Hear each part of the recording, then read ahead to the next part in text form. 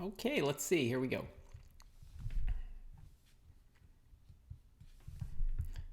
Hey everybody, it's Andy, and you found my YouTube channel and my live office hours where today, I'm not even sure what day it is because it seems like we've been at this for 3 straight days live because we have. You are catching me at the tail end of a live triple header.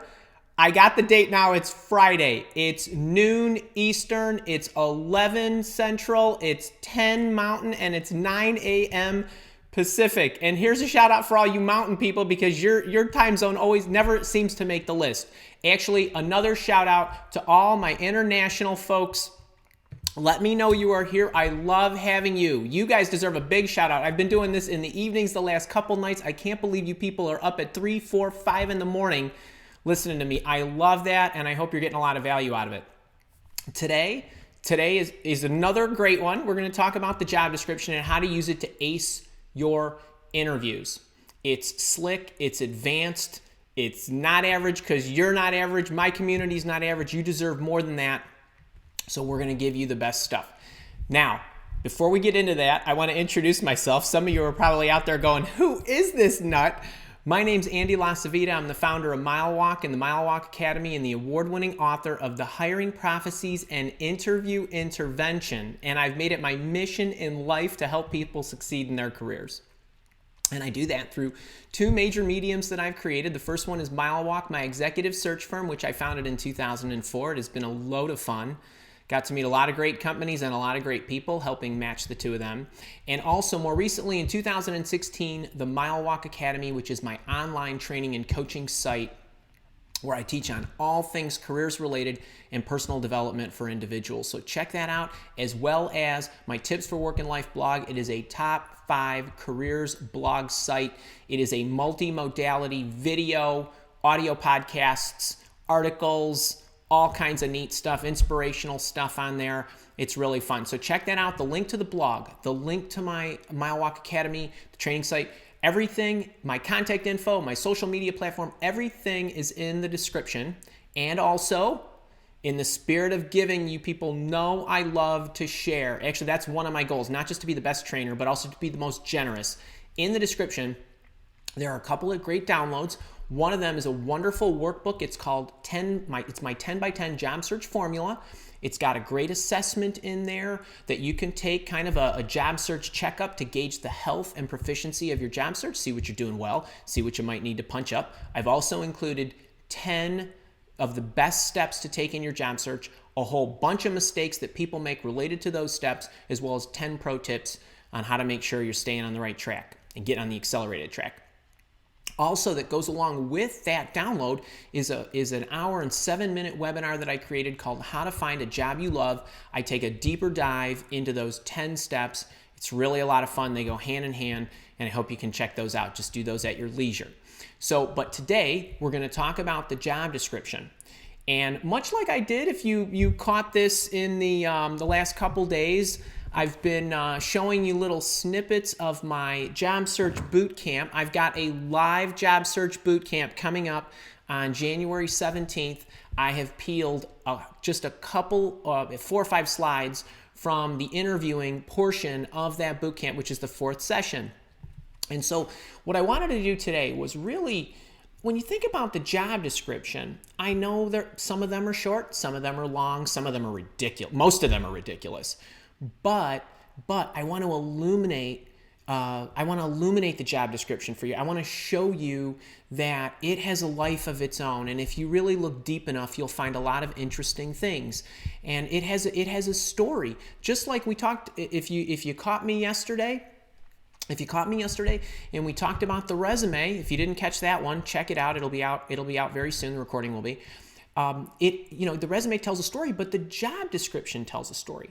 So I want to go through a whole bunch of stuff related to how to look at it, how to think about it, how to use the information for your interview. It's really going to be a lot of fun. I'm going to switch over just like I did last couple days. Here we go. You now should be looking at the what you've been told slide. Hopefully I haven't just been rambling. Looks like the chat's working. Oh, folks, one other thing that I've learned over the last, several days here. Please make sure if you can start loading in your questions right now. If you have a question for me to answer, which I am happy to do, I'm going to spend a bunch of time answering your questions. That's one of the great things about these live sessions. Put a bunch of question marks in front of the question so that as I scroll through the chat, I know that it's a question. Okay, so let's talk a little bit about the job description.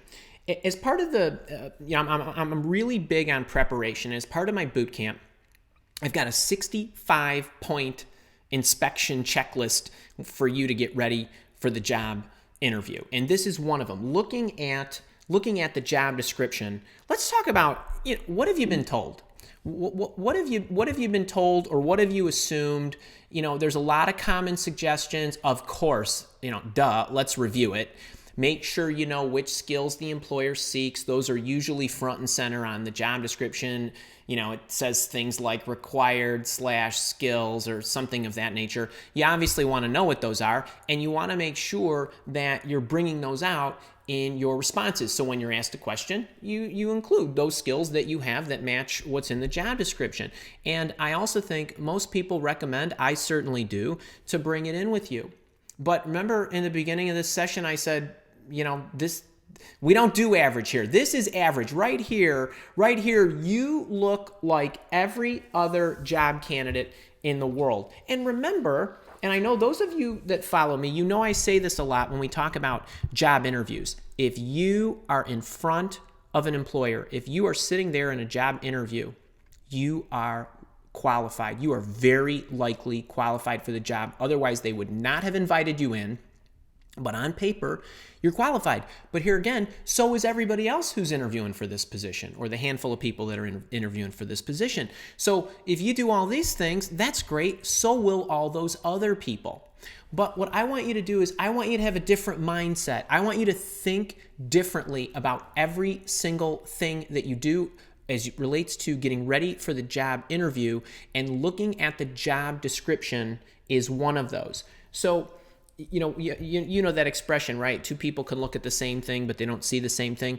Well, what I'm trying to do is I want to give you my eyes as to when I look at a job description, what are the things that I can glean out of that? I want to pass those to you. So it really tells a story. Just like your resume tells a story, the job description tells a story.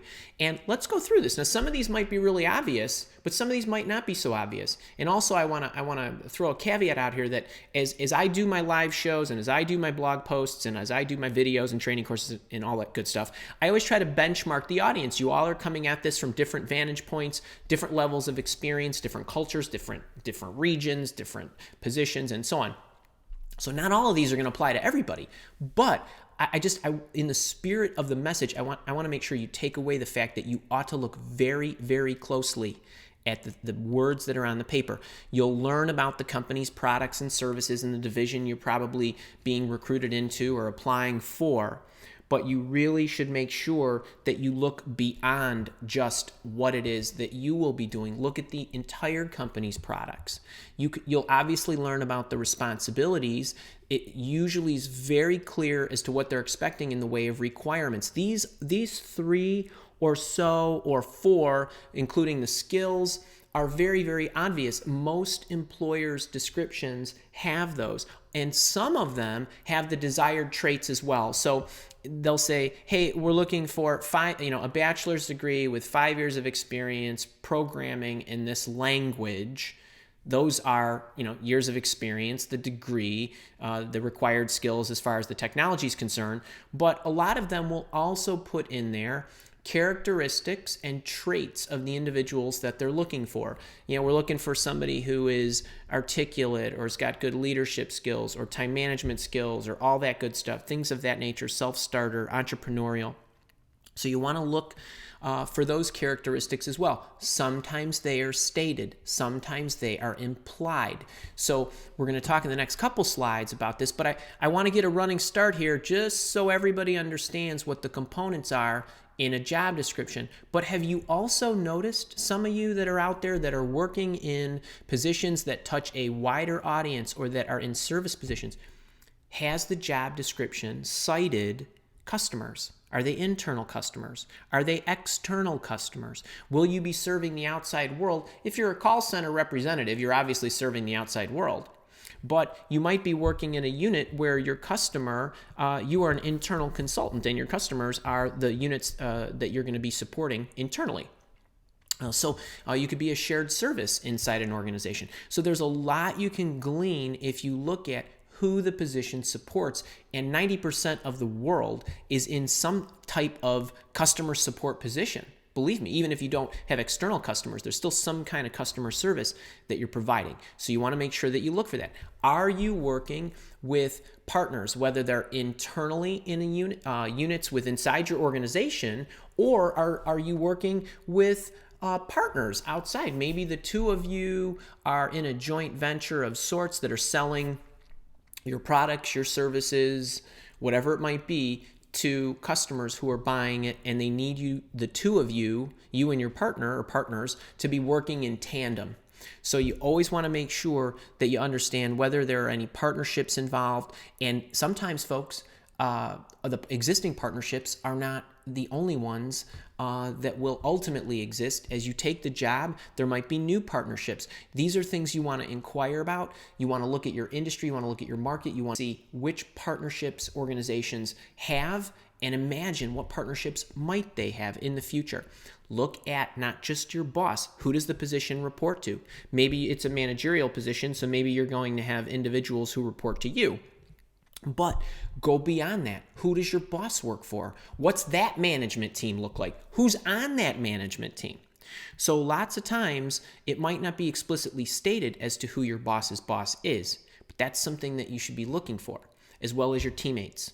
Now, the unit that you are being recruited into or you're applying for probably has team members. Maybe not. Maybe you're starting up a unit. But are there existing team members?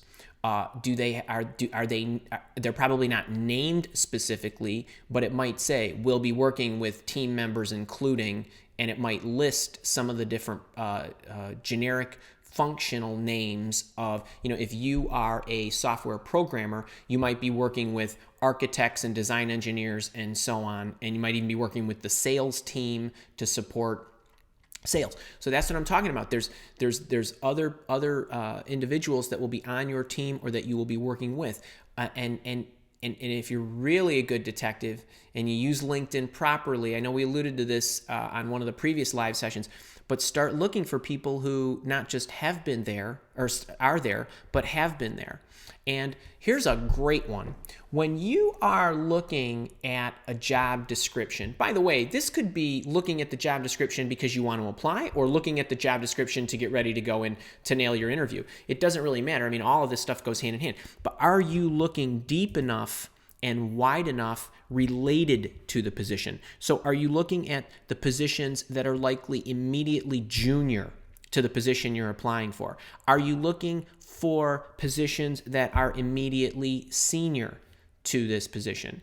Are there any clauses in the job description that talk about projections of what the career path can look like for somebody who is in this position?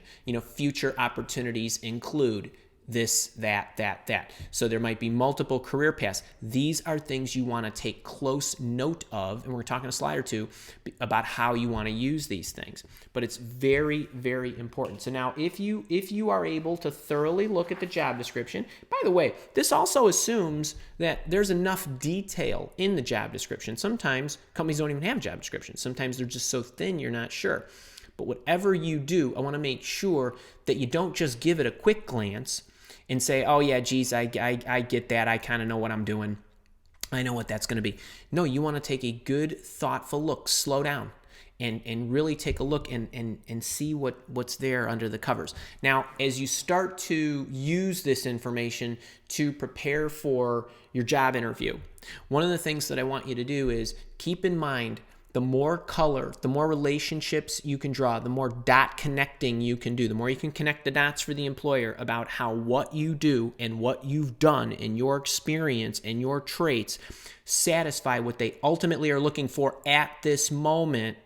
Your stories are going to shine brighter. A lot of that goes into your preparation and you anticipating what those interview questions are that you're likely to be asked. Now, a little bonus note here.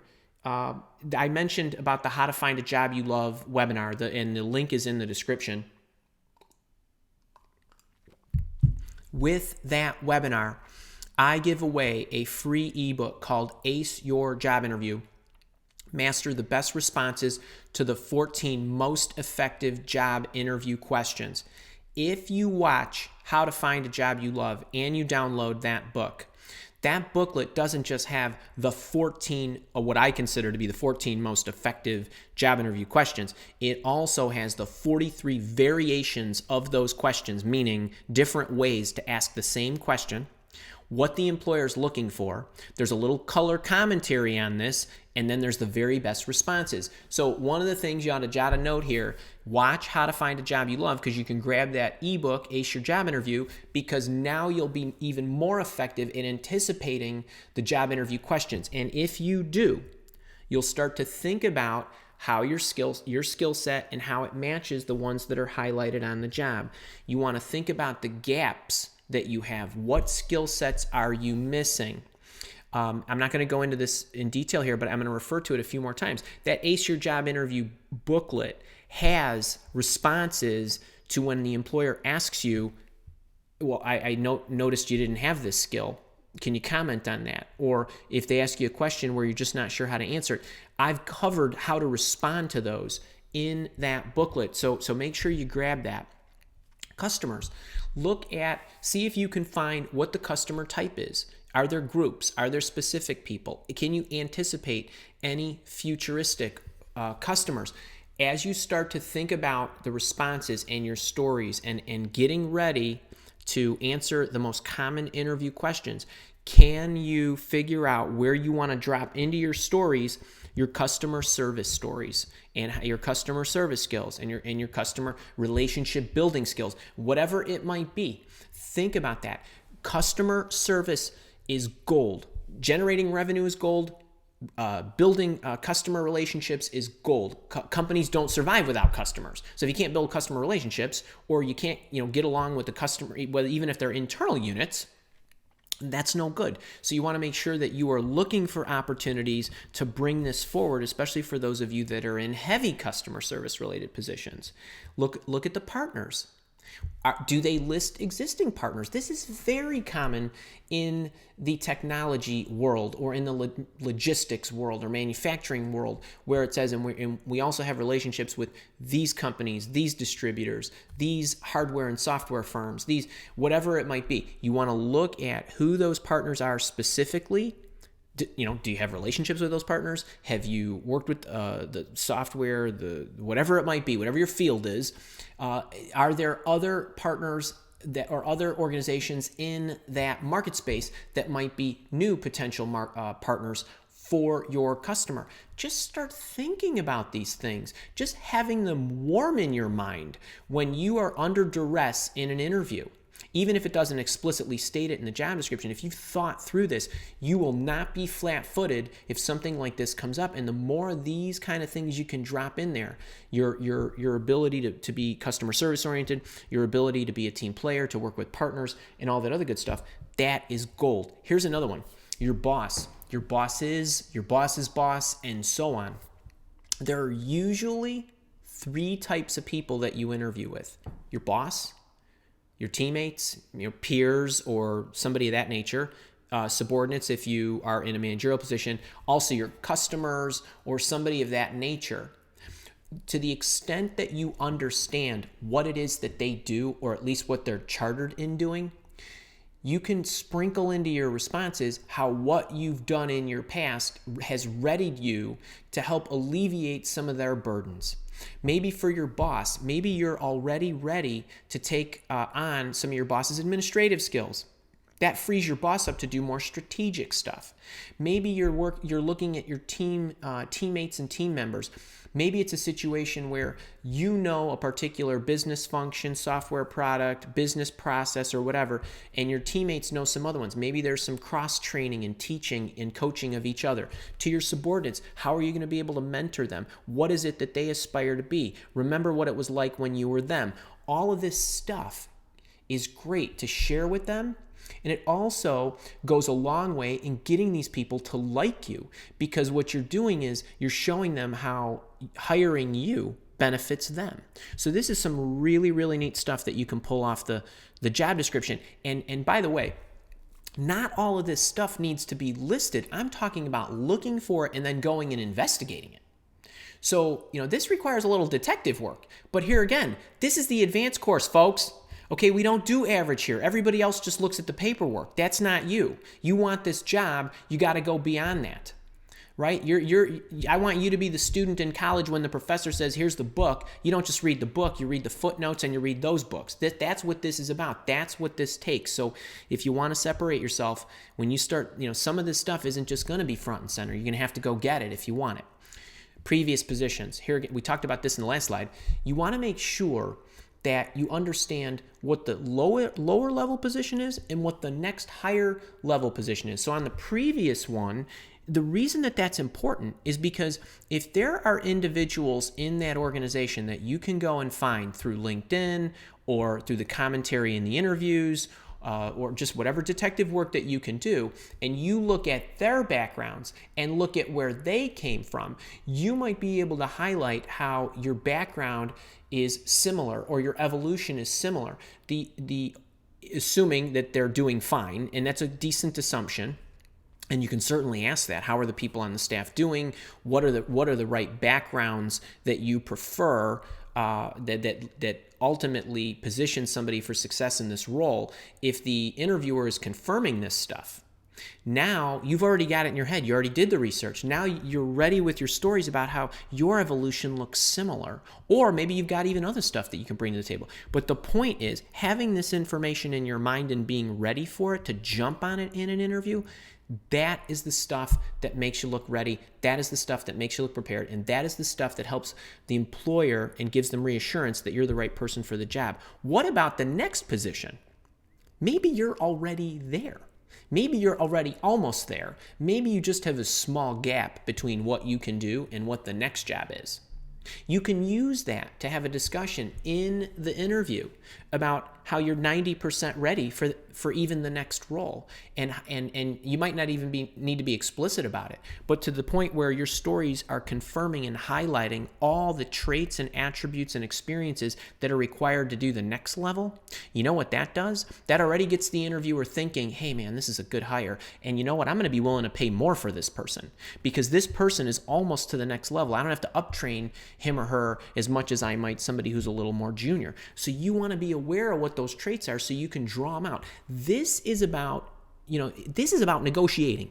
So one of the bootcamp sessions is about negotiation, but we talk about how to use all these tactics to make sure that you are building up chits and stock along the way, because when it comes down to it at the end and the rubber meets the road and you start to engage in that discussion, you have accumulated so much goodwill that they will practically beg you to come and work there. And then they're going to be willing to pay more. So I want to make sure that you're looking at that stuff. The other thing, what about competitors? I'm talking about competitors of the company you're interviewing with. Who are they? What do you know about them? Are you knowledgeable in the field? Do you know the positions they're recruiting for? What do those job descriptions look like? This stuff, the more knowledgeable you are about the space, even if you haven't worked in the space, if you've maybe you're doing a career pivot, maybe you're doing a career change. If you are going into an organization where you have a lot of the foundational abilities to do a particular job, perhaps that you've never done before, but you got a lot of the traits, and they figure, hey, we'll train this individual on the domain expertise. Remember, it is always easier to teach the trade than it is to teach the traits. Traits tend to be innate. The trade is something that can be taught and learned. The best employers know this. The best employers look for people who have the traits even more so than the specific skills. Trust me on this one. So if you're going into a job interview and you don't necessarily, you've never done that type of work before, but you have done a lot of research on the market and what the current trends are and what this organization's competitors are doing, that's going to go a long way. The other thing is, if you look at the competitors' job descriptions, if there are any available, that's going to give you additional ideas of particular skills and traits that might not be listed in the description of the employer you're interviewing with. So folks, this is a big honking deal. This is what separates the two of you who are both equally qualified. The person who does these 7 or 8 or 10 steps is the one who's going to get the job. Is the one who's going to get the jobs. Your stories are going to absolutely sing. And I'm telling you, believe me, they know it. They'll know it. So how just rubber meets the road. I know I've been talking a little strategically here. And while I've given you a list and somewhat of a prescription, we haven't really talked about, okay, well, where does, how do I use this information? So here's a little list for you. How about the tell me about yourself question? By the way, if you guys have not seen, I have 2 tell me about yourself videos out there. There is a vlog style tell me about yourself, best way to respond. It is a popular viewed video on YouTube and my blog. Check that out. It's probably, 8-10 minutes long. That's recorded studio style. I also have a tell me about yourself live office hours, just like this one, that runs for an hour.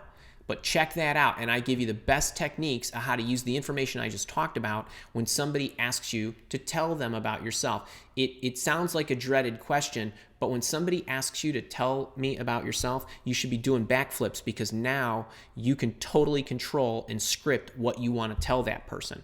The same thing with walk me through your resume. These are those wide open, I dropped you into a green field. You get to totally blueprint what it is you want to say. So if you use the job description, you've got the job description with you, you can use all the preparation tactics I gave you to craft your stories. And if you're wondering which stories to tell, just grab that Ace Your Job Interview ebook that's in the How to Find the Job You Love webinar, and I've given you all the prescription there. We're not gonna go through it. We're not gonna go through that stuff today, but that's a great one. The behavioral interviewing questions. If you're not sure what behavioral interviewing or critical behavioral interviewing questions are, just Google it. But generally speaking, these types of questions ask you to tell the employer about a time when. Tell me when you did this. They're asking stories. They're asking for stories about your past. And guess what? You can totally prepare that. Totally blueprint it. So use the steps I told you. Use the questions in the Ace Your Job Interview. A bunch of those are critical behavior interviewing questions, and they look into your past. So when you can script it, you can use this information. What about when you talk about your future? Instead of the question that asks you about your past, and they say, tell me about a time when, they might say, tell me how would you handle this situation? So you're in front of a customer, and the customer asks for this, and they want this and that, and blah, blah, this, and blah, blah, that. What would you do? What would you do? So you now would bring forward that information and talk about the tactics and the skills you have and how you've done these things and the plans, and sprinkle in whatever is appropriate for your particular position, how you were customer service oriented, how you integrated with the partners, how you leveraged them, how you did this, how you did that. But this is another great one. Customer service, team orientation, we talked about that, management and mentoring. So when you look to your manager, when you look to being a manager, how are you going to specifically help the people that work alongside you, so your team members, as well as the folks that you are going to be responsible for managing? You'll be able to highlight for them the things that were important and how to grow into your position and all that other good stuff. This is really good when you've got a handle on what it is that they do, where they're coming from. You solicit from them information about the gaps they feel they have and how they want to grow. But this is really, really good stuff. And then working with outside organizations. So these are the things that I would highlight based on all that research that I would do based on the job description. But I'm guessing some of you are out there scratching your head saying, well, Andy, I just applied for this job, and it's like a 3-line job description. So what do I do if I don't have a job description? Well, if you don't have a job description, here's a few things that I would do. You probably have a sense of what the job entails. If you don't have a sense of what the job entails, you probably shouldn't be sitting in the interview. But let's just say you do. You probably have a sense of who the company's competitors are. If you don't, you should find out. Look at those organizations. See what those job descriptions look like. Maybe the competitor has a very lengthy 2-page job description. Look at that. There's probably a lot of similarities, and you can use that and make some assumptions. And then when you go into the interview, you're going to ask about the duties and all that good stuff, especially if the job description is thin. That is a totally appropriate question to ask because you don't have a whole lot of insight, right? Because they haven't given it to you. You could also search the job sites. Go to Indeed.com and other places like LinkedIn for similar companies and competitors. See what job descriptions they have. Perhaps you can ask the recruiter to just give you a verbal or an email list of bullet points that he or she or they feel would be great. Requirements and duties and skills and all that stuff for this particular position. Maybe you can network with people. Do you know somebody who's at a customer organization? Perhaps you can talk with them. Maybe they have experience working with organizations. I do that a lot. In fact, this is a great way to get more intel as well as partnerships. So these are just some things that you can do at every turn. You might be dealt a full deck or you might be dealt a short hand. I don't know, but I think you guys are getting to know me enough that I'm really, really big on doing what you can control, and you all can control this. It is never, I know some of you are struggling to find a job, but technically speaking, in the history of the world, it has never been easier to find out information. Finding a job is still tough. But finding information is so much easier. Think back 20, 30 years when we didn't have LinkedIn, we didn't have the internet, we didn't have these kind of sites with this kind of access and Google at your fingertips to be able to find this. So I really want to drive home that point. And this is where I kind of want to wrap up, this portion of the session before we get into the Q&A. Now, one other thing that I want to show you is my boot camp, and I also want to let you know, and I don't know if I know some of you, I recognize some of these great names here have been with me Wednesday, Thursday, and Friday, but today is the very last day, and this is the very last moment during this session where you're going to be able to get a 30-minute coaching call with me for free if you enroll in the boot camp. So let me just walk you through that really quick, and then I'm going to go to the phones. So on the boot camp, it is a 5-session program. You get 5 live sessions with me, or as many live sessions as you want because you can keep coming back. You have lifetime attendance and lifetime access. You get 5 recordings. There's already an on-demand version available. So all of this stuff has already been recorded from the December session. You have immediate access to that. You get all the tools and techniques that you need for your job search. You get lifetime access just so you know what these things are. We talk in the beginning about positioning you for success. So the first couple of hours of the boot camp are about your headline, your elevator pitch, your why, your needs, and I give you a hugely cool tool that helps you understand your needs, identify what they are, and questions that you need to ask the employer in order to make sure you're getting all the information that you need to make a good decision. It's like an Excel spreadsheet with 90 rows in it, and you can go through it, kind of pick what's appropriate for you. But imagine having that kind of starting point and that level of thoroughness. The second session is on marketing. It's everything related to the resume, the cover letters, your LinkedIn profile. Cover letters, I give you the exact cover letters. I show you how to use them for different occasions. The LinkedIn profile, I do a great live demo of all the stuff you need to do in LinkedIn, all the backdoor stuff, and how to elevate your profile in its search engine results. Session 3 is on everything you need to know about how to find the jobs and surface the opportunities. It's everything from understanding how to strategize and plan your search, all the executions, all the sites, all the tools, networking, and everything related to that. It's very, very cool. And by the way, this session 3 is usually the roughest part for people. Putting a resume together, although you might be struggling with it, is not nearly as hard as really understanding the tactics of how to bring yourself to the market. Interviewing, I literally wrote the book on interviewing, folks, and I give you a book, by the way, wherever you are in the world. We send you a copy. And it's interview intervention packaged into a couple of hours. Of course, there's a lot more information than I had in interview intervention because I wrote interview intervention 5 years ago or 6 years ago. But this is everything you need to know about how to ace any type of job interview. It's about communication tactics. It's about telling your stories. It's about asking your questions. It's about prepping. It's about closing. It's about positioning yourself and building stock so that in the 5th session, I teach you everything you need to know about negotiating. And it's not just about how you do it in the session. It's also about everything you need to do along the way. And I alluded to that in one of the points in one of the slides about everything you do along the way. You need to be planning for a positive outcome. You need to plan for success. That interview is like moving pieces around the chessboard. And so I want to teach you how to do that so when you get to the end and you knock over the king, you're going to get paid what you deserve. So it's not just about the discussion, it's about everything you need to do along the way. Also on this page, you can check out what the inside of the Mile Walk Academy looks like. All this stuff is downloadable. You could take it on the go.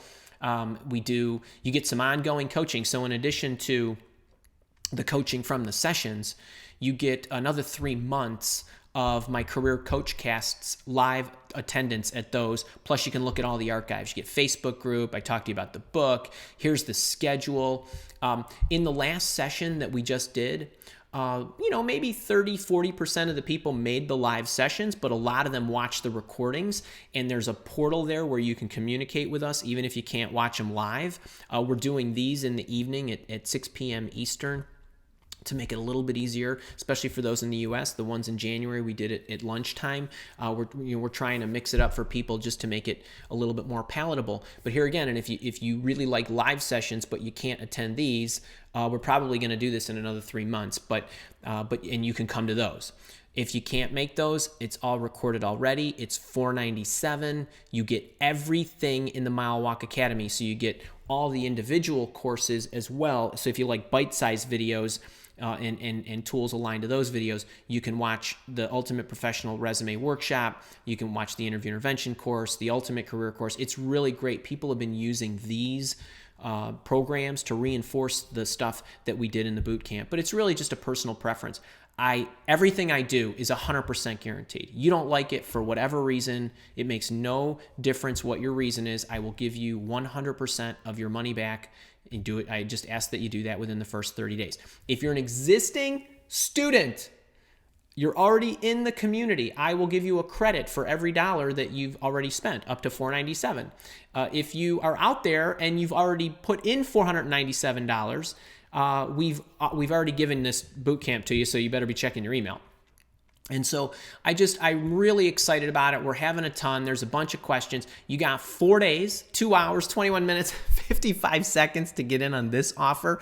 But the bonus to work with me one-on-one, that expires now when we hang up. There's one other thing, but I like to look in the baby blues to tell you this. One other thing. And I know this applies to a lot of you because I've been getting hit up with it for the last couple days. And this offer I'm about to extend does go for the next 4 days. If you have enrolled in training from another trainer in this space related to your career, if you are unhappy with that training and you've done it within the last 60 days or you've paid for it within the last 60 days, I will give you a credit, literally, as a refund, so to speak, of those dollars up to $200. So somebody today, I don't know if he's on the thing, sent me his receipt. He was unhappy with some coaching services that he had. He's going to get a $200 credit, so the boot camp will only cost him $297. That is good for you. As long as you email me to support@milewalk.com, send me the receipt, and I will give you credit dollar for dollar. One other thing, just so you know how to enroll in this, we can't put hyperlinks in the YouTube chat. YouTube apparently doesn't like us going outside of the chat role that way. But in the description, there is a link to this Job Search Bootcamp webpage. If you enroll, and I'm going to take questions. It's almost 11:40 here now.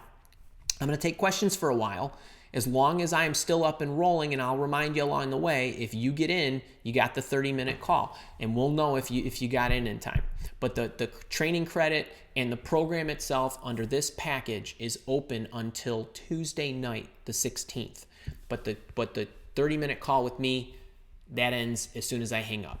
So hope that helps. Let me see. Hang on. I'm going to flip around a few little screens here. Okay, I am going to check this chat out. Let's see. What do we got here? Bear with me, folks. I'm just trying to close some things. It's very distracting. Okay. Who's here? Ingrid. Okay, wait. One other thing. Kara is Kara, who I love. If you don't know Kara, she is my right hand, left hand, and every other limb I have. She is mentioning, and I did mention this in the beginning of the session, the 10 by 10 job search formula, and those links are in the description. The How to Find a Job You Love webinar, those links are in the description. The Job Search Bootcamp is in the description as well. And what else is she saying? They want to follow some resources from you. Oh, and once you, by the way, just so you know how this generally works, and we send you, and we have little clauses and notifications. Anytime you download something from me, there's a little box and it says, hey, by downloading this, you are subscribing. Once you watch a webinar, download a book, those kind of things, anything for free, we add you to the Tips in Life subscription list, which is my normal weekly subscription list, where every Tuesday morning at 6:30 Central Time, we send out a digest and all that good stuff. You will get the notifications and alerts and things like that. But one thing I'd also love for you to do, if you are liking how this is going, don't forget to hit me with a like on this video and subscribe to my YouTube channel, because we do other series on YouTube that we don't do on the blog and on these other places. So all that stuff is there. And if you don't know and you need something, support@milewalk.com gets to me. So hit me with the email. All right, who's here? Ingrid. Jasmine's back from Malaysia. I know the codes. Kim H, good to see you. Mom is here again. Kara's here. Yeah, Hong Kong. Lucky Hamburger's back. Brad's back. Daniel Gomez is back. Kanchan, Ingrid, D. Walker, Long Beach, Texas, Orlando, Michigan. Okay, a lot of U.S. people. Pennsylvania, Robert, Jasmine, great to see you. David, good to see you, buddy. Marco, Brazil is back, and Don from Huntington Beach is here. Rudesy, Naples, Florida. Hope you're doing well. One of my favorite places. D. Walker, I love that you guys are chatting with each other. Sixto's back. Great to see you. I know the weather's a little colder here today, my friend. Oh my goodness, tons and tons of folks. Okay, let me see. I'm going to keep going. Man, you guys are great. Let me see, where are we at? I love some of these YouTube names. Jack, David, Cream, Don. Dr. George, good to see you from Texas.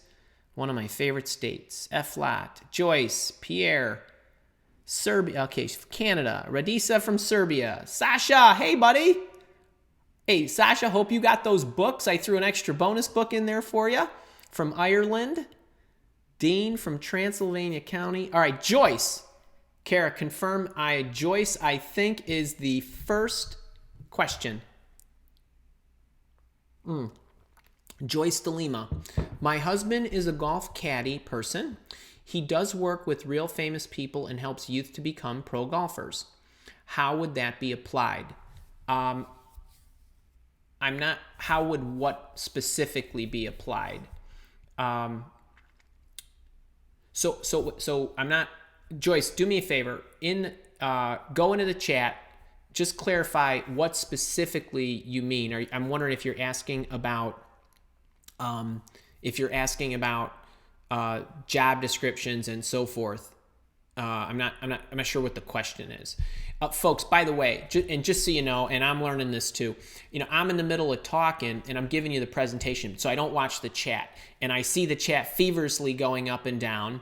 And so when you're commenting, I'm not sure when your questions, try to make your questions as complete as possible so I know what the actual specific question is. And if you need to provide me background and you don't have enough characters, just run a couple of them together and I'll read it and I'll do my best to answer. But Joyce, if you could just clarify what your specific question is, I'll ask Kara to look down and then slack me with that so we can get that question answered for you. All right, David, I'm going to go on to you. David Chubb, here's the question. How do you get past the inevitable experience-proven requirements when trying to move up the food chain when you've never been given a chance to hold that particular title? So, David, that's a great question. It's a common issue for a lot of people that how do I get the experience when I'm not being given the opportunity to get that work experience or given the title that comes with the responsibilities of that experience. So one of the things I will always go back to, my first response to everything that I always say to anybody, what can you control? So you can control asking for additional responsibilities, even if you got to do them on outside work hours. You can control trying to do something to get trained on whatever those specific responsibilities are. I know a lot, and I don't know what your particular business function is or what your profession is, but technologists whose organization or position is requiring them to work in one language, but they want to learn another, they can go out and take schooling and books, and there's internet courses and other certifications.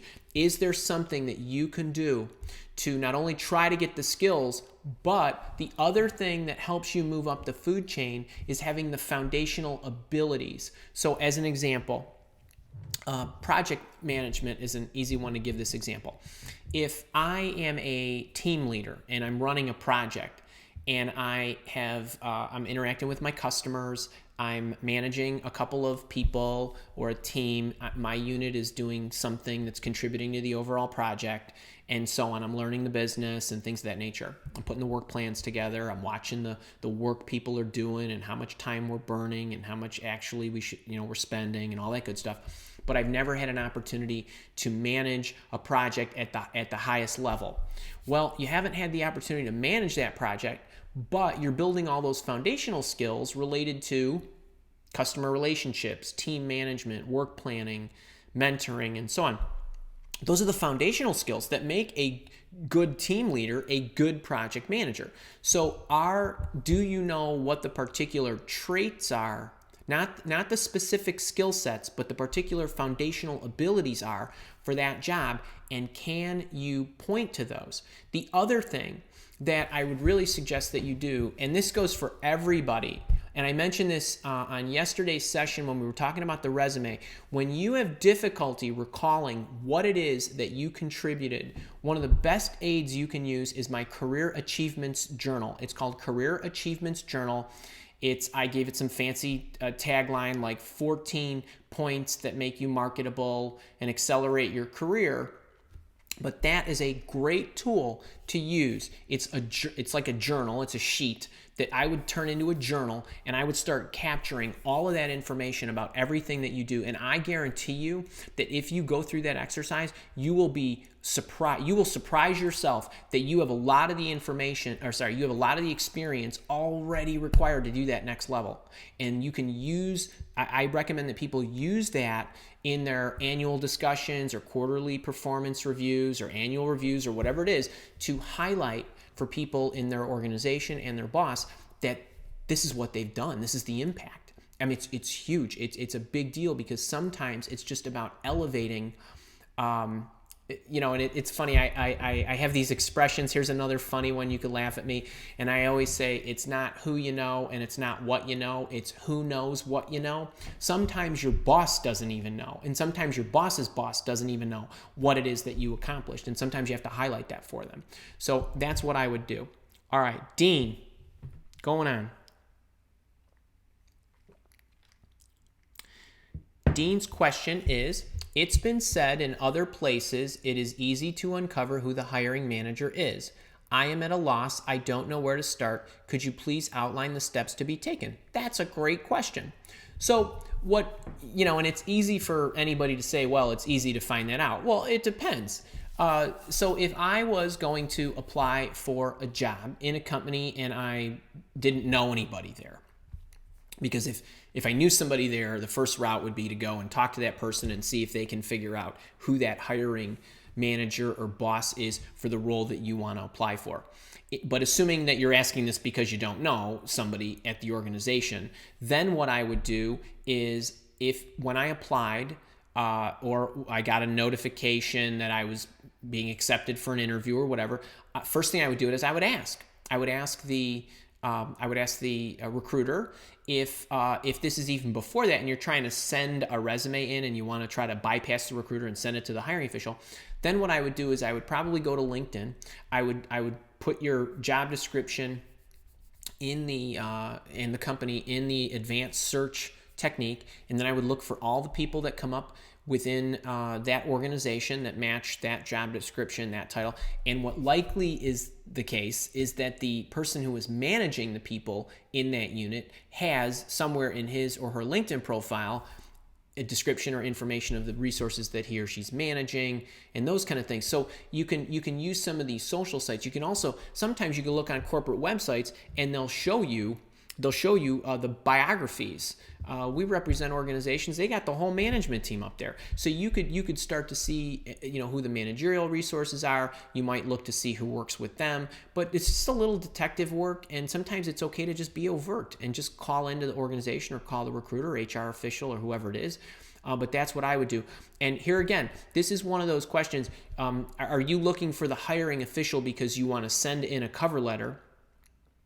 Or are you looking for the hiring official because you want to know who your boss would be?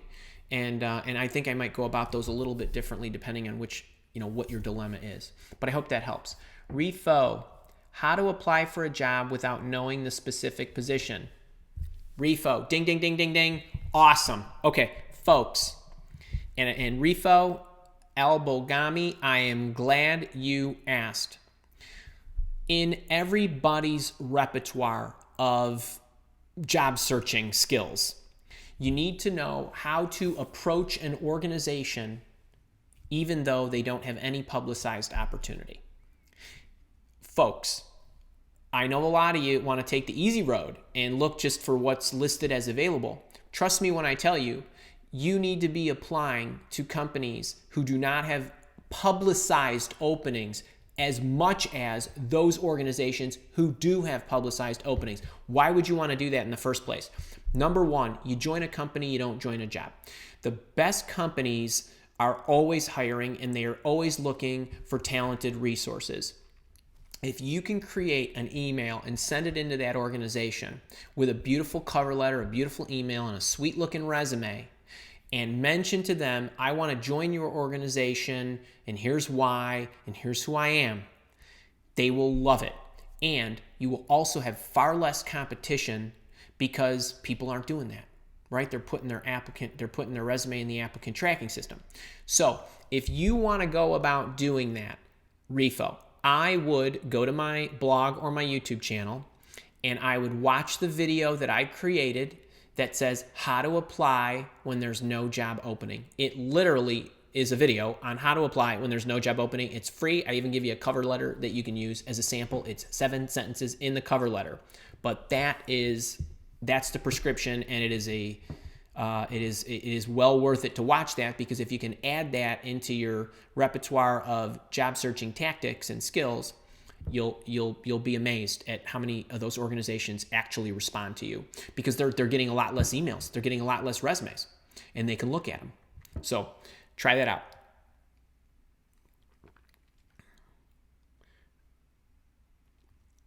Okay, Sally Hoffman has a comment. All right, Marco. Actually, Sally, I don't know if there's a question there. Marco. Hi, Andy. Are you... Oops. Excuse me, folks. About to sneeze. Marco. Okay. Hi, Andy. Are you saying we must review our resume attending each job description? So I think, Marco, I think what you're asking is, do you have to tailor your resume according to each job description? You don't have to. You certainly don't have to. And as a matter of fact, I'm a fan of never having to maintain the thing. I want one resume that works. Just one resume that works. But if you want, there's nothing wrong with spending a couple of minutes and shooting that into jobscan.co. I mentioned this. I think I mentioned it Wednesday, mentioned it yesterday, mentioned it again today. It's a great little site. Put your resume in there, put the job description in there, and then just look to make sure that, it might only be a 5-minute adjustment, a couple word changes. Maybe you get the nomenclature a little bit more exact to what that organization is looking for. But just so we're clear, I'm a fan of putting a resume together. I don't want to have 5 versions of my resume. I don't want to have a marketing version, a sales version, of this version of that. That's a lot of maintenance. Make one awesome resume. And then if you are somebody who is applying for lower level or mid-level positions and you're putting it into the applicant tracking system, I would just do that check each time. I really would. I think it can't hurt. It's just a couple of minutes, and it might really reveal some consistencies in what the job descriptions are and what they're asking for, and you might want to modify your base resume from that. So I hope that helps. Nelson, good to see you again. Michael McKenna, great to have you back. Rui, let's see. Rui's got a question. I have a PhD in physics. Oh man, that's good stuff. Moving from U.S. to U.S. Moving from U.S. to U.S. I'm not okay. And my first job. Hang on. Let me see if I got this right. Rui says I have a PhD in physics. Moving from U.S. to U.S. and my first job in the new country is not challenging, impressive. I'm not sure if you meant let me see what is near S. I'm not sure if you meant UK to US or vice versa or something like that. How to respond. Okay, let me read this again. I have a PhD in physics, moving from, it looks like one country to another country, and my first job in the new country is not challenging or impressive. How to respond to such downgrading / drawback due to relocation, family reason. So I think what you're asking here, Rui, is how do you respond in a job interview that you had relocated and you're not happy? I think that's your question. I'm not sure if that's your question, but I'm a fan of, and much like I say, hey, I want to work on everything that's in my control. I'm also a fan of honesty. I want you to be honest in interviews and polite in how you articulate the stuff. But what I think you're getting at here is, I would just say I moved my family to the U.S. or from the U.S. and I was not as thrilled with the job because, and I'm looking to move on. So I'm not sure. Actually, one of the things that that I would highly recommend that probably will cover you is that Ace Your Job Interview ebook that I mentioned. Master the best responses to the 14 most effective job interview questions is a gift with the How to Find a Job You Love webinar. I would get that book if you do not already have it. And I would there in there, it says, why are you leaving your current company? And so, and I would use that answer, that response. I hope that helped. All right. At Refo, great question. Andy has a blog. Okay, Kara already covered me on that one.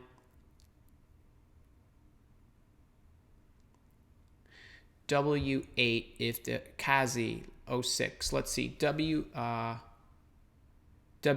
is that short for wait? If they ask you why you want to change your track from sales to marketing? I can't answer that one. That would be your own rationale as to why you would want to change. I'm not sure how to answer that one, my friend. Sally asking again, how to apply for a job without knowing the specific position. Instead of mailing resumes to potential hiring managers, I've taken the brand yourself step a bit farther by designing a postcard with my credentials and sending them to many local.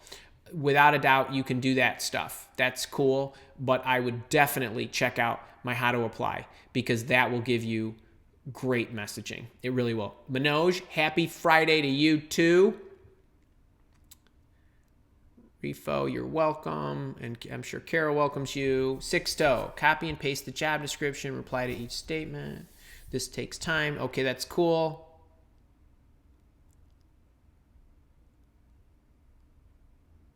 Just blowing through.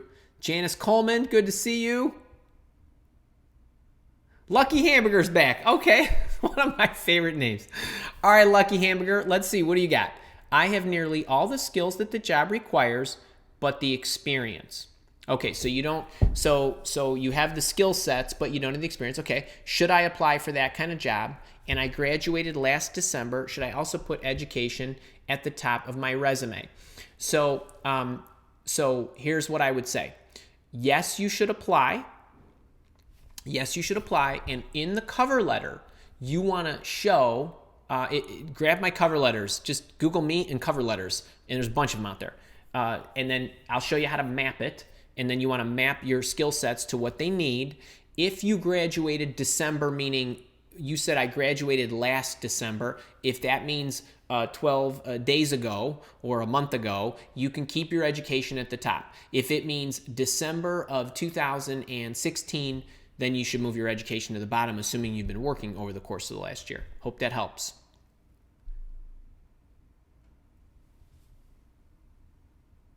Okay, Sally, you're welcome, but more so to apply it to your specific situation. Always. Folks, that's another thing.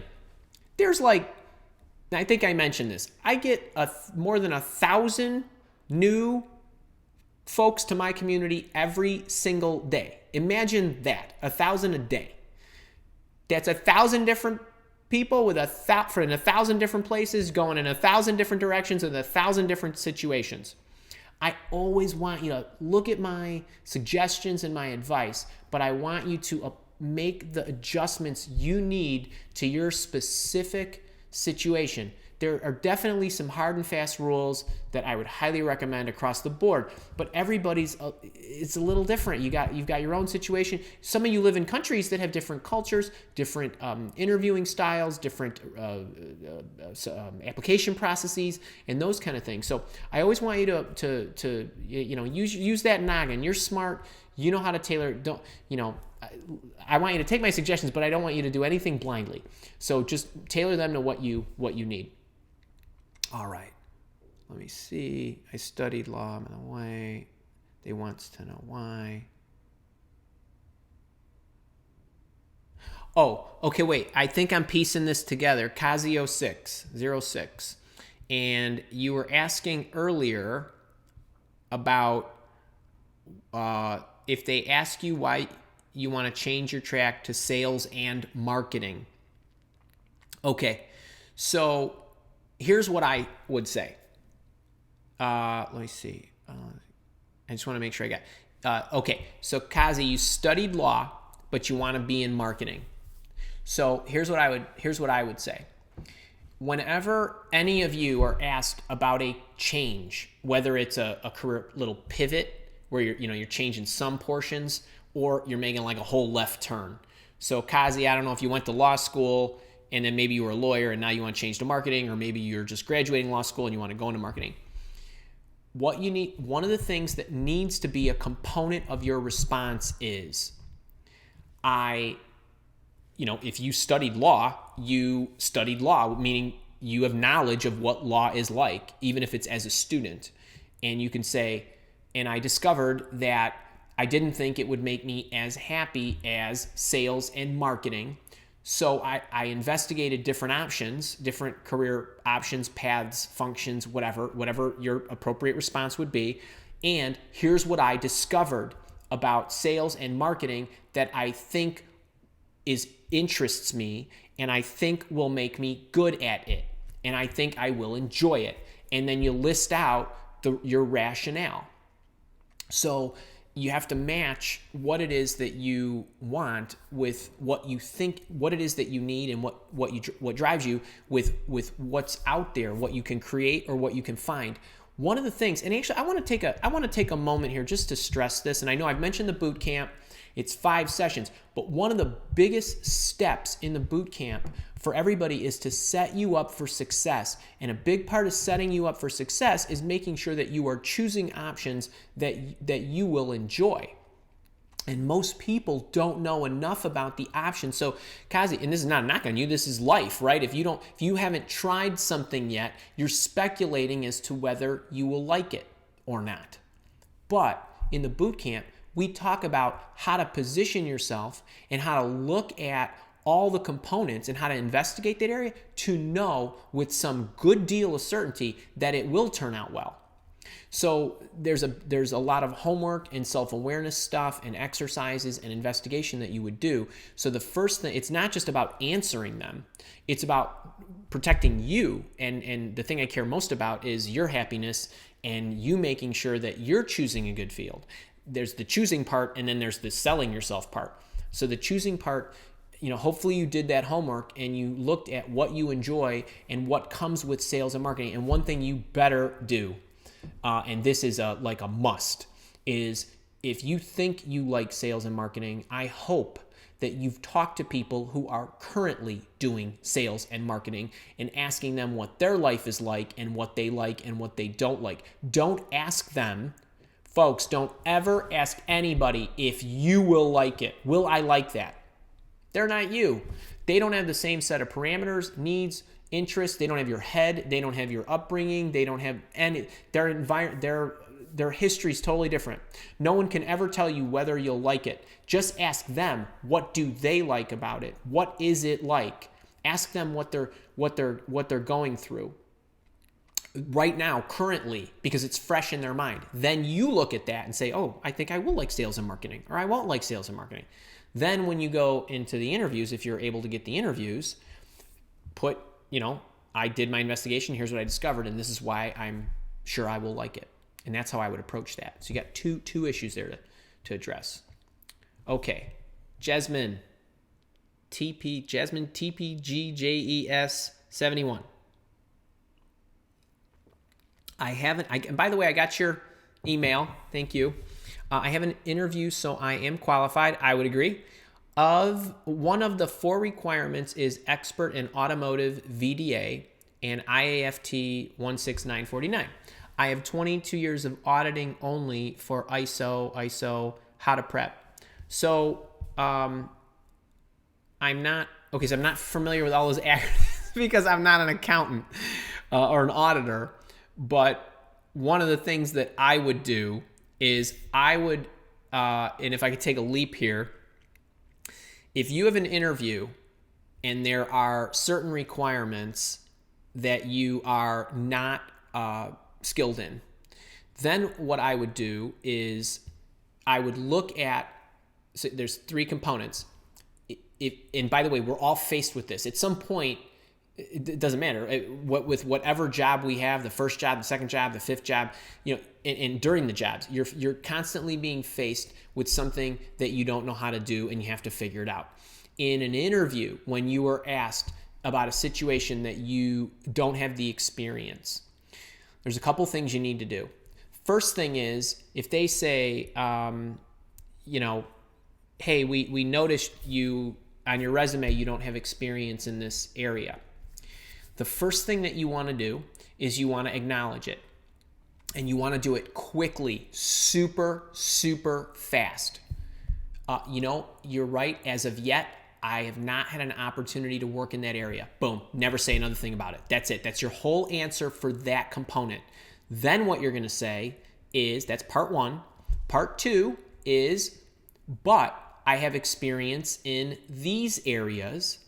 And there's an analogy between my experience here and my experience there, where I have not yet worked with those tools, those products, that software, that accounting, this, whatever, those techniques. But I will leverage that experience so that when I'm faced with doing this, I will be able to shorten the learning curve. That's the second part of the answer. Then the third part of the answer is, and whenever I am faced with something that I've not done before, here's my technique to get up to speed quickly so my learning curve is short. So the first thing that I do is this, and the second thing I do is that, and the third thing I do is that. What you just said is, hey, you're right, I don't have that. But I have this, that's positive. Talk about what you are, not what you're not. And the third thing is, you don't have to worry because we all are faced with stuff all the time that we've never done before, but I have a plan. So I'm gonna invoke that action, and I'm gonna get up to speed quickly. And what the employers remember is the last thing you said, last thing in the response, last thing you say at the end of the interview, and so on. That's what sticks with them. So they probably say, yeah, she didn't have that, but you know what?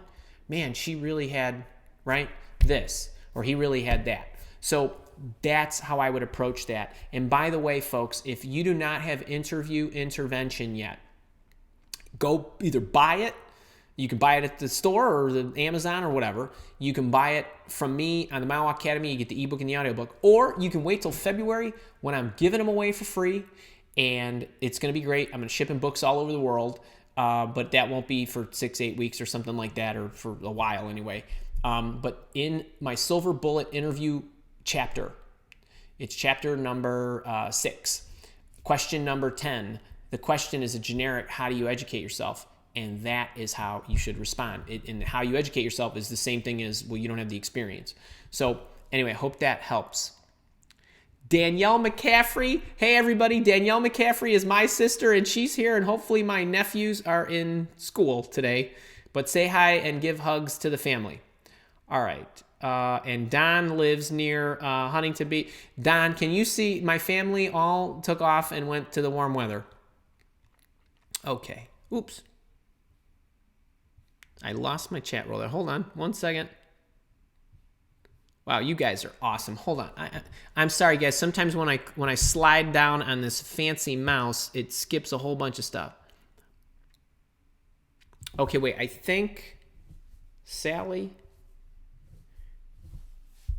Oh, Sally's got. Okay, so my problem is getting interviews when I have worked temp assignments during the recession and while in school. My credentials are excellent, but how do you tell an employer on paper? So, Sally, one of the things that I would do, that's a great question, and I'm going to broaden the question, and I'm going to obviously answer you, but I'm going to broaden the question for everybody. So for those of you who are contractors or have worked temporary assignments, hopefully, I'm making an assumption here, Sally, so I'm not sure if these are like hugely disparate temp jobs or if they're kind of in the same field, like you're in HR and you worked HR temp jobs, but it was always HR. So if there's similarities on the resume, what I would do is I would group them.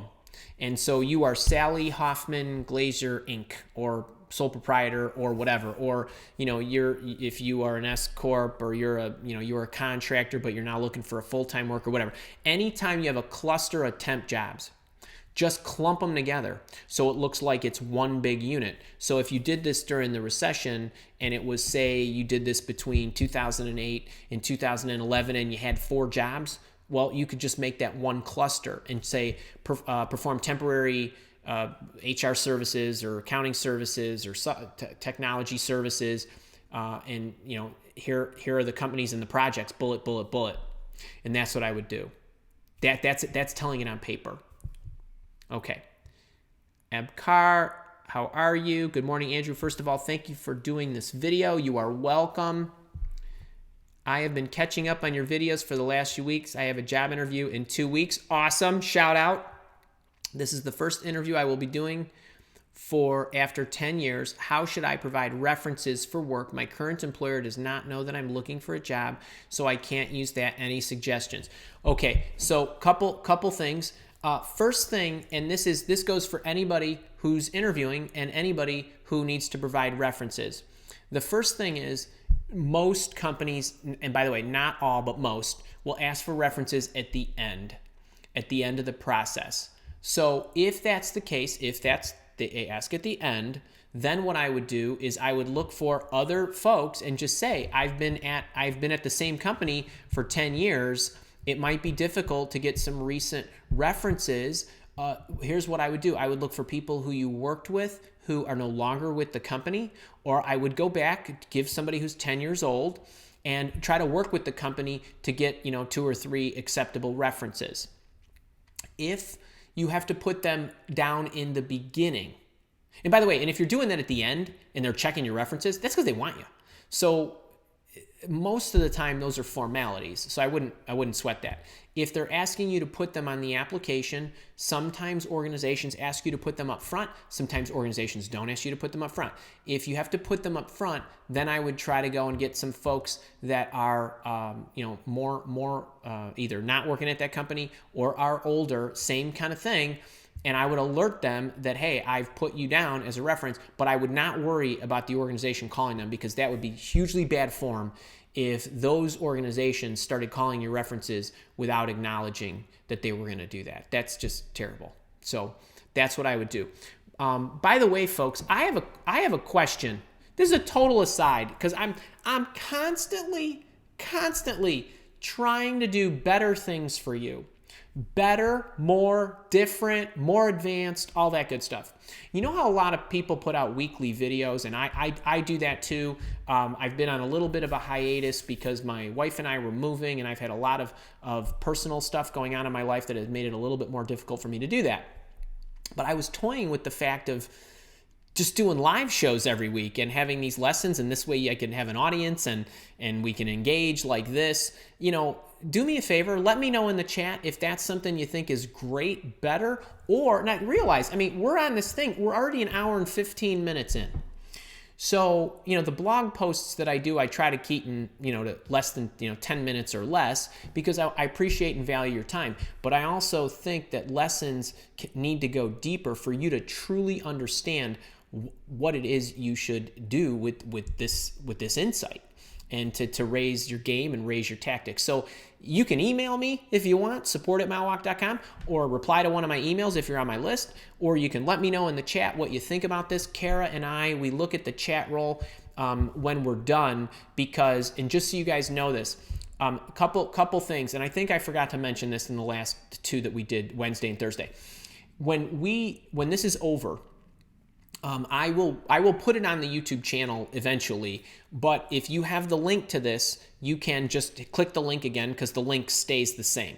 The link you use to get on the live show is the link that will be used for the recording. You can go in the comment section and you can ask me stuff, and I'll continue to respond there. The other thing is, we go through your comments and we look for issues that everybody's having and that we're continually repeating or that I'm addressing, and we try to create new videos for those or topics like this. So if you've got suggestions, let me know. If you've got questions, go into either in the chat or go into the comment section after we post this. And please, if you like what we're doing here, make sure to subscribe. Give me a like on this video. Share it, even if it's an unlisted link like this one is. You can share it. It's really, really important for me that I'm giving you stuff that is raising your game, because otherwise, you're just going to be like everybody else, and I'm just going to be like everybody else, and that just does not sit well with me, and I'm guessing it doesn't sit well with you. So let me know. Again, if you want the 30-minute call, I'm gonna keep going till the bottom of the hour, so 13 more minutes. If you want coaching with me, you got to enroll in the Bootcamp for $497, or you can trade up, or you can train a refund, whatever you want. But if you want the 30-minute call with me, you got to enroll before this is over, and you got to enroll for the $497. All right, we're going to keep rolling. Let me know your thoughts. All right. Crystal. Hey, Crystal, I got your LinkedIn invite. Thank you for that. From Charlotte, we are now connected.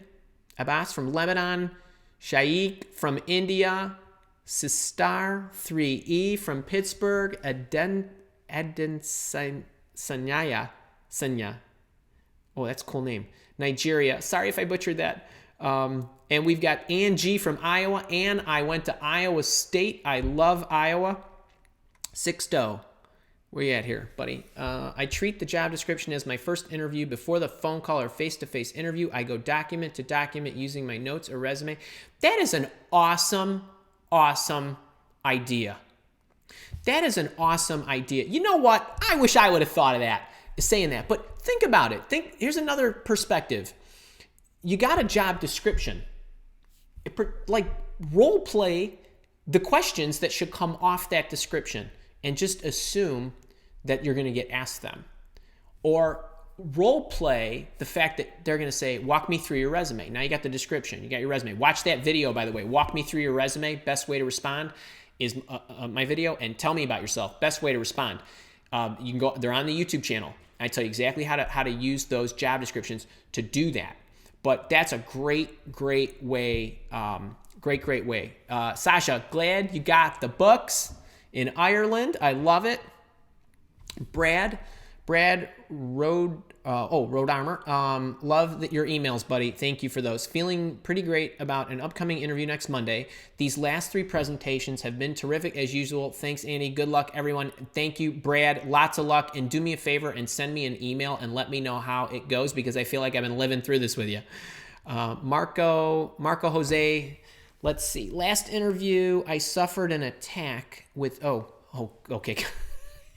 Don't do that to me. Last interview, I suffered an attack with several questions making by an engineer and a psychologist. That was terrible. They asked many things with no sense. What can I say in this circumstance? So I'm going to give you an opinion, and then I'll tell you how I'd handle it. First off, if you are in an interview and they're behaving that way, I think the first question you need to ask yourself is that the kind of company you want to work for? That'd be my first question. But in any kind of situation where, you're getting rapid fire, or there's good cop, bad cop, or somebody's just being belligerent or whatever, smile. Just keep answering the questions. Smile. You can only control your response. And trust me when I tell you, if they see they can't break you, that might even be part of their technique or what they're looking for. So that's how I would handle it. I would just smile and, be my jovial self. Okay, going on. Jasmine, I know you are from Malaysia. Yes, you're awesome. You've been here, I think, 3 days in a row. Curious to know if your recommendations to ace the job interview is relevant for all regions, cultures. Please share on a cultural impact. Yes, heck yes. That book, Ace Your Job Interview, people are downloading that in loads and from the webinars, and they love it, and I'm getting all kinds of great feedback. But the techniques that I'm giving you are universal. They're universal. They really are. And I'd be interested in your feedback if you get it. It's free if you watch the webinar, and let me know. Kara is mentioning the Career Achievements Journal is get promoted at work with this resume building tool. Yes, that's the video. You can go to the Mile Walk blog and type in Career Achievements Journal as well. That should pull it up. Oh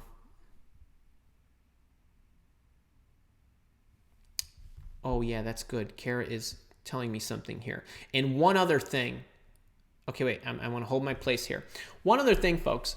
If you like this interaction, this dialogue, I don't know if you know this, but I have a monthly coaching call that's private. It's only for Mile Walk Academy students. You get 3 of them as a bonus whenever you enroll in one of my courses.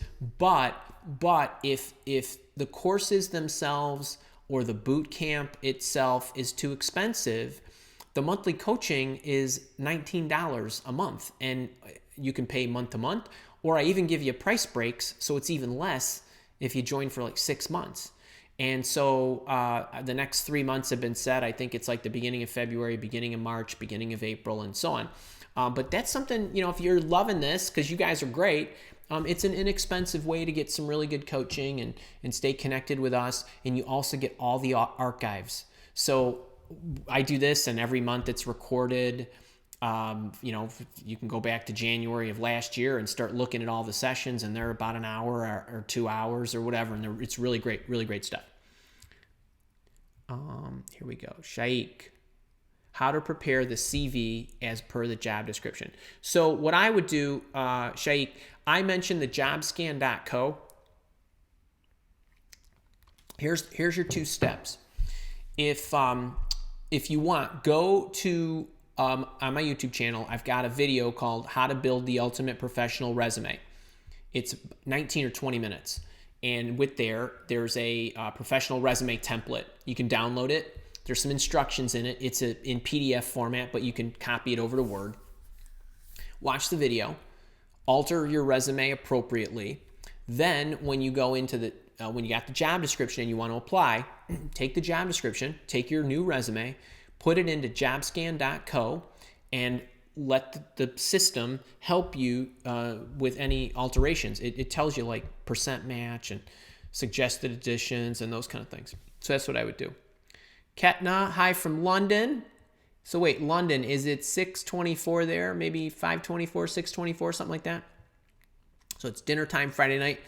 Adencia got a mail from a foreign company making an entry into my country to come have a chat. Congratulations, that's awesome. They didn't give me the exact role they are recruiting for, but hinted it's a senior role. How do I prepare for this?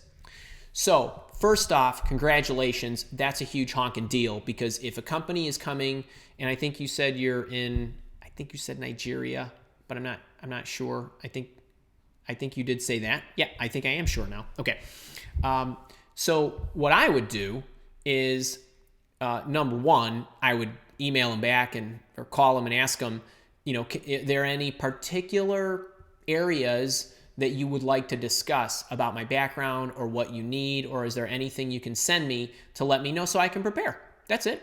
Just ask them. And if they say no, we just want to chat, that's okay. Then I would prepare for the tell me about yourself question and walk me through your resume and all the generic ones that you're likely to get. That's what I would do. That's what I would prepare for. All right. Refo, you're welcome. All right, folks, coming up on 5 more minutes. So if you are not in the boot camp and you want that 30-minute call, jump in. Okay, wait. Let me see. I got Sistar 3E. It looks like you got a bunch in a row here. Let me read these through. Part of the last interview process I participated in, I had to take a behavioral assessment prior to the second round. It was a predictive index. Toward the end of the interview, they took the results out and mentioned I was off the charts introverted. Okay, well, that's okay. I was caught off guard as I lead many teams and speak in front of many groups without issues. They wanted to know how I would fit in if I'm so introverted. Question, how to frame a response to an accusation like this effectively. Okay, so this might make you laugh. I'm a total introvert myself. Trust me. I love engaging with you, and you're probably a lot like me, but I have a lot of introvert tendencies. Although no one ever believes that, but if you really look it up, I'm really an introvert. Okay, just because I'm charismatic and I love talking with you and I like to engage, but I'm going to need like 3 days to decompress from all this stuff, because it's high energy stuff. But so just make those. First off, I'm not a huge fan of these tests. I think they're wholly inaccurate in many cases, and I think they're kind of silly when organizations put so much stock in them. So my opinion is it would give me pause that they're so uptight about this. That'd be the first thing. So, little red flags and bells ought to be going off, and alerts going off for you about whether or not you want to take this job. But I don't know your situation. Maybe you need this job. So if they came back to that with me, what I would say is this. You're giving me the results from my test. I don't know specifically what those results say. If you say the test said I'm introverted, okay, I'm not going to argue with your results. That's fine. But if you are going to ask me the question as to how I would fit in, what I need to understand from you before I can answer that is, where do you think I would not fit in? you know what? I'm not a huge fan of answering questions with questions, but you do not know what specifically they're concerned about. So that's what I would do. And I would say, do you actually think through my interactions with you in the interviews, have you noticed this? So if you can be specific about what you're concerned about, perhaps I can comment on why I think I would be a good fit. I actually would do that. And I understand, a lot of people don't like answering questions with questions, but you know what? Sometimes they're just dumb questions that they ask you. And that's a stupid question. So that's what I would do. That's actually what I would do. I know it doesn't sound very professional of me, but I would say, can you be specific about where you're concerned? And I would be happy to answer that for you and your silly test. Okay. All right. Question. UBI print. How to approach rejection after an interview from a company that I still want to target in the future. So what I would say is if you want to target them and you didn't get the opportunity, just reply and I would email them and say, thank you so much for the opportunity. I thoroughly enjoyed meeting you and all the time you spent with me. Although it didn't work out for this particular position, I would love it if you contacted me if you think I'd be suitable for any other positions in your organization. If I don't hear from you, I will reach back. I will keep an eye out on other positions in your organization, and I will reach back within the next 3 months. And then what I would probably do is 10 days later, I'd mail them cards, thank you cards, if you haven't already, to all the people you interviewed with and say, I understand it didn't work out, but I want you to know it was a real thrill and I enjoyed it and so on. And that's just a classy move. And if nothing else, you're throwing out some good vibes into the world and you're planting out some good energy and you're being classy. That's what I would do. Okay, it is down on the hour. All right, folks, listen, if I did not get to you, and man, there's a whole pile of stuff here. If I did not get to you today, do me a favor. You can when this thing is up in a few minutes, you'll still have the listing. Just go in the comments section and ask me the question. And I'll be happy to respond there. Because, some people were watching yesterday's and the day before, and they're still watching it, and they're going in and commenting, and there's not a ton of comments, which is really great for you, because there's not a ton of comments yet, because I haven't released it to the public. That way I'll answer your question, and I'll answer it quickly. Because I do that. I answer my YouTube comments every day, and I do a bunch of them on the weekend, too. So this is a great time for you. Do me a favor. Give me hopefully you subscribed. Give me a like on this video. Share it if you enjoyed it. Give me your comments. I'm happy to continue the dialogue after this is over. I thoroughly enjoy having you. Just a reminder, on the boot camp, if you want the 30-minute call, you got to do it right now. If you have until Tuesday night at midnight Pacific time to enroll in this package of the boot camp. The boot camp is always available, but this package is only good until Tuesday night. So I hope that helps. I love having you. Be on the lookout. Let me know your feedback on stuff. Let me know if there's topics you want me to talk about, and we'll see you soon.